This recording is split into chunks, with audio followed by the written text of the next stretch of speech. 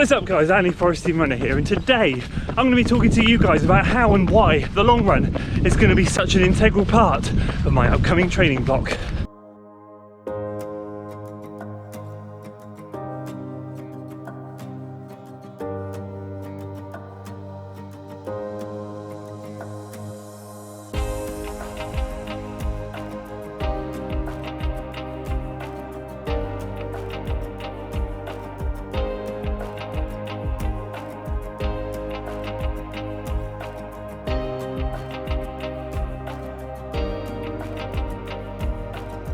Okay, so welcome back to another video guys, and as I said, today we're going to be talking about how I'm going to be making the long run an integral part of my upcoming training block. My previous video was just asking for some feedback about how you guys wanted to see my upcoming training, if you did or not, and just checking some of the comments before I set out today, it looks like it's a resounding yes to bring the training series back, even if we don't particularly have a goal race in mind, or if we don't do a weekly training series, at least record some of the workouts, talk about the workouts and how they're going to be beneficial to my upcoming races, which is very exciting because I love my training vlogs, and I've been worried about making them because I didn't want them to feel like they didn't have a purpose. Of course I know they have a purpose because I know they're going to be getting me into the best shape possible for whatever races I end up dropping into. So today I have one fundamental reason as to why the long run is going to be critical for me, and the other point I want to share before we get to that is to how this training block is going to be slightly different from all the others. I think actually what I mean is going back to my roots, going back to my original training philosophy, not trying something different. What we're going to be doing this time in this training block is we're going to be running by feel and ditching heart rate and technology in general. I have a, you can't see it very well, Garmin FOD Runner 225. This thing is over 3 years old now. It has had its time. It's horrific, but it does the job. It records my pace, it records the distance. Sometimes GPS is a bit wobbly, and if I had it, it records heart rate. Now, let me make something clear. I'm not anti heart rate training. I'm not anti any type of training. For the first 3 years of my running, I ran by feel with a Casio watch, no GPS. Then I got this thing, sorry, first 2 years, then I got this thing, and this has done all I need it to do. I don't need anything fancy, I don't need any power, wattage, heart rate. I want to strip it right back. I've had my best results when it comes to races, when I'm training without heart rate and when I'm training by feel. I found that running with heart rate is great for discipline. It teaches you discipline, it teaches you where to run easy and how hard to push in certain sessions. But what I have found with heart rate training is it doesn't really take into consideration how you are feeling yourself. So what I mean by that is, if today out on my long run I'm bopping along at 7 to 7:15 minute mile pace, if I was on heart rate training and I was running easy today, my watch would be screaming at me saying you're in the wrong zone, you're going too fast.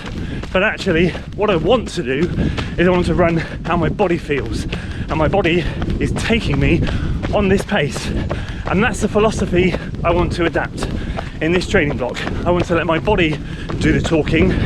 If I feel like going a bit faster on an easy day, I will, and if I feel like I want to not do a session and swap it to an easy day because I'm a bit tired, I will.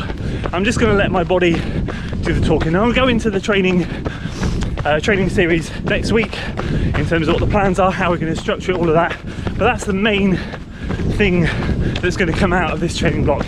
I feel that technology is starting to rule the world, and it's creeping far too much into the world of running, and we as people are becoming far too reliant on data on a screen rather than how our body's feeling, and assuming that just because our heart rate says this or our power wattage says this, that means we're in good shape, when actually we might not be, and vice versa. Gloucester Half Marathon proved that this weekend. Since my heart rate monitor died last October, I've been running by feel, and I ran a cracking 10k on the 28th of December, and I ran a storming PB just now. So I'm going to trust my body. Anyway, I'm doing a bit of gel testing today, the Huma gels, not in this video, just as a separate side note. So I'm excited to see how these things do. But we'll touch base in a second about the number one philosophy for this long run.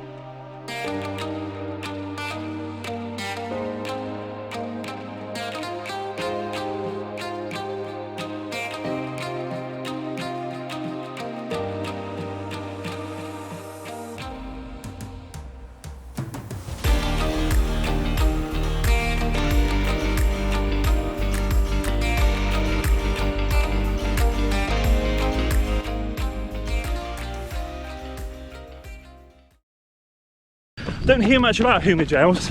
There's a few people on Instagram I follow that use them, so I'm keen to see what all the fuss is about. They're vegan and gluten-free, which is amazing. Let's get first impressions.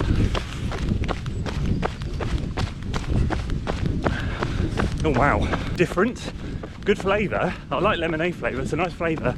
There's little lumpy bubbly bits in it. I'm guessing these are chia energy gels. I'm guessing they must be chia seeds or something.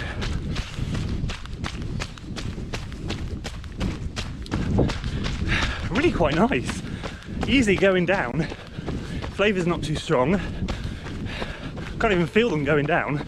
We'll see how the stomach reacts in a bit. So far, so good.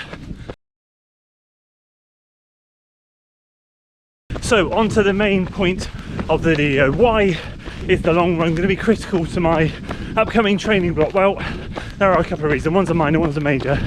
I want to become a bit of a long run sort of specialist, shall we say. I don't want to be a speed workout warrior or an easy run warrior. The long run for me is just, I say it too many times, my favourite run of the week. Living in a place like this, 20 miles on the trails is just, it's joyful, and I wouldn't swap it for anything. I do 3-mile runs all week just to be able to come out and do 20 miles on the weekend. So not only is it for the love of the long run, but the main reason is that I want to be in a position where I'm versatile. I want to be in a position where, as you saw with the races that I listed in my recent vlog, you'll notice they range from 10k right up to a marathon, and I want to be in a position where I can just drop into a race like I did at Abingdon last year, and ultimately did well, got the sub 3 hour, and that was all because I was training for 10k's and half marathons, but I put the effort in on the weekend in the long run, and that enabled me to slowly build up the aerobic base, be in a position where I could go and try and tackle 26.2 miles, and although it didn't go perfectly, it went well enough. So for me, if in March and everything's going well with the baby and I fancy dropping into the Gloucester 20-mile race, I want to be in a position where I can do that. If I'm not doing long runs of any substance, I'm just not going to be in a position where I can make it count. I want to make each race count, and although I'm not going to be in perfect racing conditions, I want to be tuned up as much as possible. Hence the video I did a few weeks ago about how to be in the best shape when you're in a tuning up maintenance mode type of plan. So that's the main reason for me, the versatility, the ability to be able to just say, yep, this weekend there's spaces in that race, everything's good with the family, let's go and have some fun. But as always, I'd love to know your thoughts. Do you train like this, or are you very much more structured? Don't get me wrong, I love good structure, I love a plan, and I'm excited to get back to some kind of structure next week, but it will still be very generic, very much building for all distances and nothing specific at this stage. We'll save the specifics for later in the year. So there we go, that's it from me today, guys. I hope that will enlighten you so that when I drop out my training schedule next week or the end of next week, whenever I do my first week of training, you'll have a bit more of a better insight into why I've structured it in that format.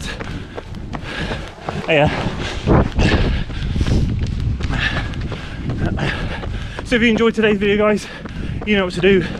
Make sure you give it a like, share it with your friends, subscribe to the channel for weekly running content. I'm going to finish off this long run. I hope you have a great week. I'll see you in the next one. Until then.